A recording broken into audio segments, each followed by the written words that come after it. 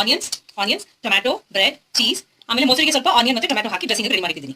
ಆಮೇಲೆ ಒಂದು green chilli ಮೆಣಸಿನಕಾಯಿ. ಸೊ ಇವಾಗ ಖಾರದ ತವಾದಕ್ಕೆ ಹೋಗೋಣ. ಒಂದು ಕಾದಿರೋ ಹೆಚ್ಚಿನ ಮೇಲೆ ಸ್ವಲ್ಪ ಆಯಿಲ್ ಹಾಕಿ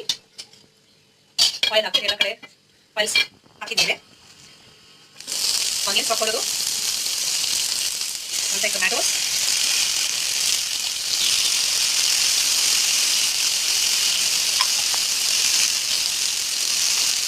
ಸಾಲ್ಟ್ ಸ್ವಲ್ಪ ಸಾಲ್ಟ್ ಹಾಕೊಂಡು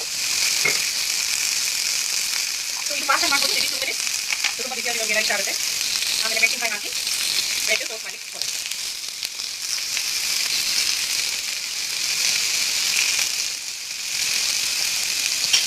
ಬ್ರೆಡ್ ಸ್ವಲ್ಪ ಟೋಸ್ಟ್ ಆಗ್ತದೆ. ಹಾಗೆ ಇನ್ನೊಂದು ಕಡೆ ಹಾಕೊಂಡಿದ್ದು ಸೇಮ್ ಹಾಗೆ ಟೊಮ್ಯಾಟೊ